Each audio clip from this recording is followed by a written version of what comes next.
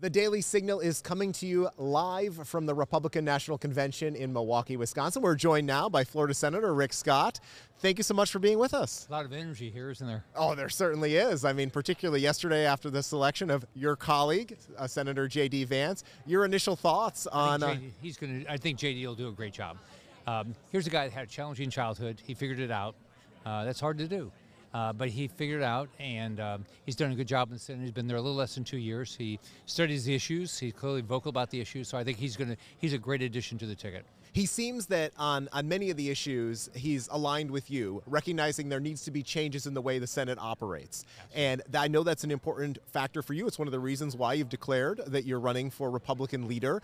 Why did you decide to make that choice, and what are some of the issues that are motivating you as you look to maybe change and shake things up? Well, look, we have to start solving problems. We know we have problems. We have an open border. We have inflation that's out of control. We've got government spending out of control.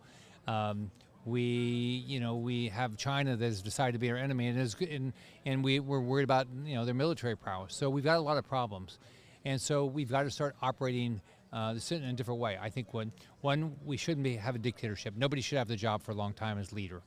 Number two is our bills ought to go through committee, so we get our ideas through, and we ought to have a robust amendment process. But then we just have to have the idea, the concept that this is more like a partnership. In business, what you do is you lead a business. You don't dictate a business. So when I was 40, I had 285,000 employees. And so our success was tied that we took ideas from everybody. And we took the best ideas and we implemented them. That's what the Senate should operate. It seems to make perfect sense, and having somebody who's been in the role of CEO, you think that might align itself with what you want to accomplish. You recently came out with an op-ed where you were articulating your position on the appropriations process and spending. Obviously, it's an issue that I know you're passionate about. You did a series with the Heritage Foundation several years ago about the problem of government spending. Tell us why it is so important to not go down the road of another massive government spending omnibus bill. Well, inflation is caused by government spending. So in 5 years, 2% increase on population, 55% increase in spending. That's causing the inflation. It's as simple as that. So we've got only way this is going to change is if we go through the appropriations process. It's how you do it with your family. You say, okay, there's a lot of nice to haves, but this is how much money we make. So if I can make more money, we can maybe have that. Well, our government has to do the same thing. We have to say, the taxpayer is willing to give us this much money, so let's spend the money the best way we can and don't spend excess. It's simple as that. So we have to go through an appropriations process, and we ought to be doing it, and we ought to be fighting over how we should spend the money. You should, if you're a senator, you should represent your state. I should represent mine, and let's come up with the best ideas, and let's balance the budget. You could balance it. You balance yours. Absolutely. Makes perfect sense. What are some of the issues that are animating voters in Florida right now as you talk to constituents? I think probably number one is the border. They know that drugs are coming across.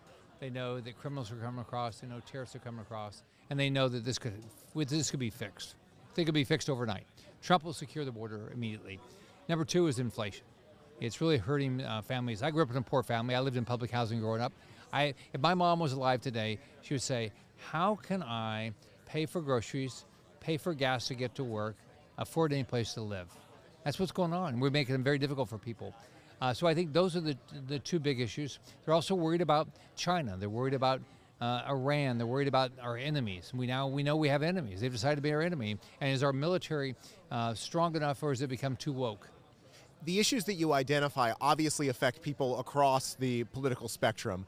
How are you personally, or the party more broadly, trying to appeal to people that don't necessarily fall into that right or left camp, but maybe go back and forth? I think most people don't think right or left. I think what they think is, hey, I love my family. So I always thought about this as governor. What do people want? Well, they want to have a good job. They want to be able to support themselves. They don't want to be dependent on somebody else, like all of us. They want their kids to get a great education, because that's their future, and they want to live in a safe community. That's sort of what the basics of that people expect out of their government. They don't need government to dictate everything to them. They don't need government to tell them what to eat, where to sleep, blah, blah, blah, all that stuff.